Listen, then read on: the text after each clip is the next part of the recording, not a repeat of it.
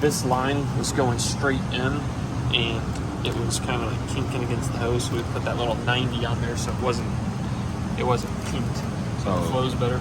Put a steam port in here because these caps were blocked off. As hurts the circulation of it on the LSs. Okay. Steam ports are super duper important on the LSs. What I was looking at is I was looking at the AC. It looks like you have your plug right here for it. Was it just not working when it was plugged in? It wasn't. I had put my my reader on it. I wasn't getting no power. You weren't getting any power here. Okay. Yeah, I looked into that. It just wasn't on the full list, and I didn't want to continue working on it without your approval. So I'm gonna get that wrapped up. Got the mass airflow sensor wasn't working because one of the fuses over there was blown, so we got that figured out. Okay. Got the tuning all dialed in, so it's all tuned, ready to go for you. Okay. There is a power steering leak. I think it's this hose right here. I remember I had called in and asked you, could you tighten that up? Well, we tried. We did tighten it up. It was a little bit loose, but it is still leaking. Okay. I think it's because it's rubbing right here against the water temperature sensor. It's kind of wrapped up, rubbing right here, and it's kind of worn through. I'm not sure if it just needs a new hose from that, or if just the seals in here themselves are leaking. In the email I sent you, we can get new lines. I think it was $78 or something like that. So okay. we could put some new, and that'll come with new seals and everything.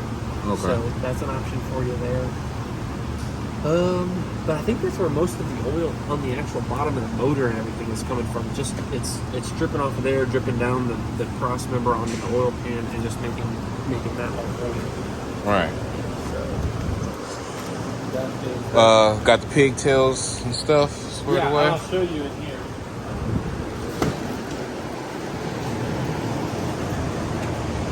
These were the O2 sensors. They were all melted.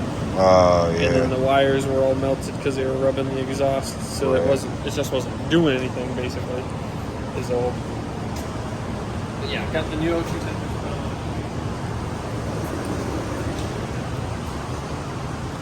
So that's where we're at right now. Yeah, so I want to schedule a date to bring it back for all that other stuff, okay. For everything you said, and yeah. Yeah, she's good to cruise. We might need to add a little bit more power steering fluid in there for the weekend, but You guys got some? yeah. Okay. Dude, it runs so much better. Good. So much better. There's getting the mass airflow working and then getting that exhaust buttoned up for you. Not only is it quiet, but she idles like a kitten now. Okay. Which is what you want. I mean, Yeah. Anything I need to know, to do, not to do?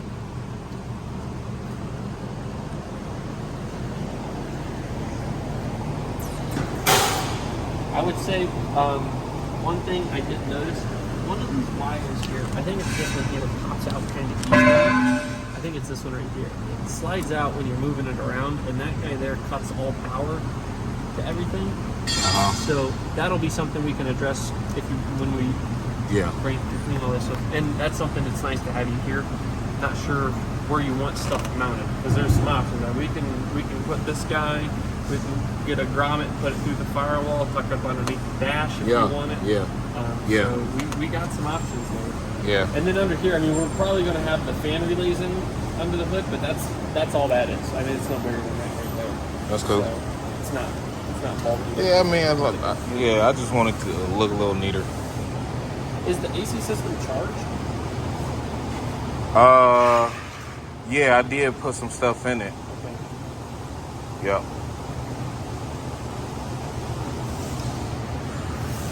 This new. What's this?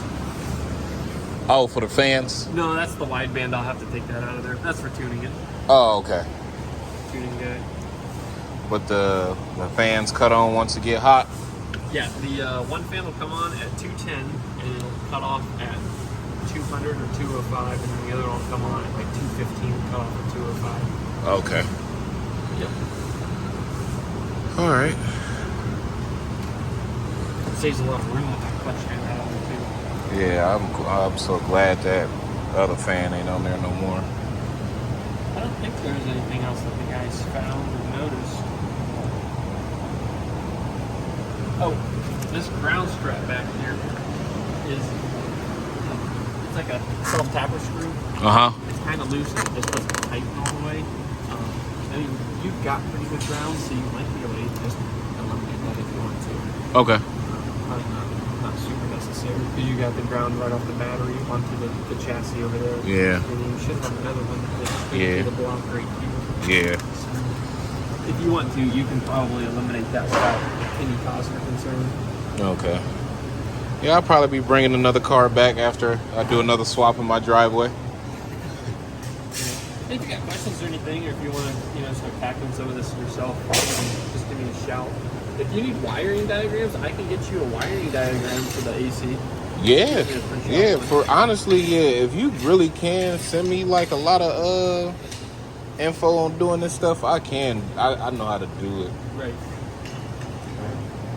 Tell you what, that one bolt in the back was a pain in the butt to get welded out of the head. I bet. Pretty tight up in there. I think.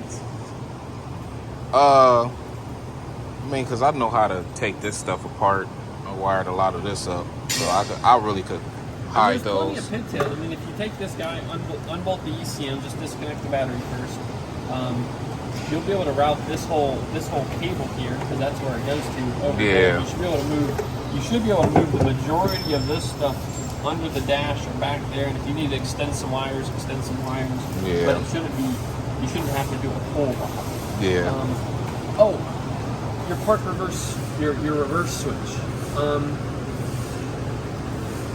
It's really easy to do, and I can send you the information on it. Yeah, if you send me the information on everything for real, y'all probably gonna really have to do that motor mount bolt though. Okay. Yeah, that's no big deal. I mean, it should be pretty easy. I don't got a cherry picker. No. Yeah. I mean, there's always the way of doing it with like a jack stand underneath and lifting the motor up. And there should be plenty of room in the tunnel for it to come up enough. But the motor's definitely going to have to come out, and that motor mount's going to have to come out. I put 2 bolts in that I found. So, just so you know, the ICT billet. Man, I found another. I forgot I had a whole nother pack at home. So I got a whole pack. I didn't have any spares of the tapered ones that fit in the grooves like super pretty, and so I just put some of those bolts in. I mean, it's going to hold it for you. I meant to bring them to you too. Once I found them like 2 weeks ago in my basement, brand new in the pack. Now they sell. I'm going to show you something else that they. The 4060. How much y'all charge to rebuild transmissions? We don't do any rebuilding here. You can get this off of Amazon. Summit Racing has them for like $15. But it's basically this big gray plug that plug onto the park neutral switch on the side of the transmission, and then it's just 2 wires. One gets 12 volts, and then the other wire coming out you tie into your reverse lights. Okay. So basically, you just give it 12 volts, and then when you have the shifter in reverse, it's going to send 12 volts out, and then you just put that to your reverse lights, and the lights go on. And you said it's on the transmission? Yeah, it's just it's already on there. It's just I was hoping that you had the pigtail on there, and the pigtail wasn't there, and I didn't have any on transmissions that I had here. Okay. So. I probably got one at the transmission I got at the house. Yeah. No, when you take them out.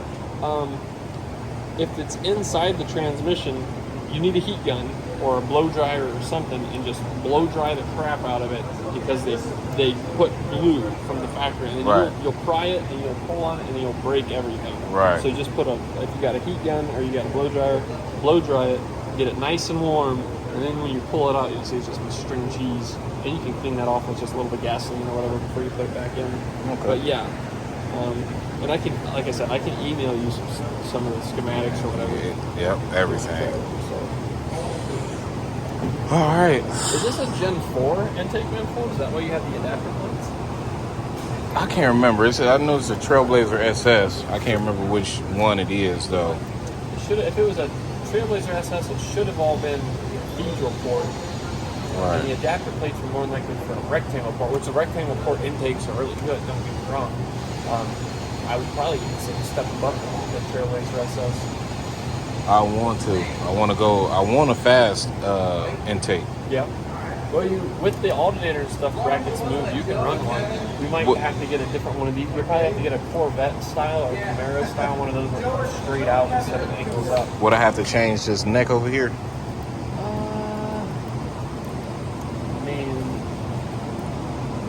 don't know. Well, with that throttle body, probably, yeah. Well, you could just get a Camaro water pump, honestly. Okay. Well, this is probably still truck spacing. You can do a F body. Does it get the water? That's F body spacer. you can put a tented up Camaro water pump on. Oh yeah, you're right. They're still truck spacing. Yeah. Like 2010 and up. Okay. 2010 to 15.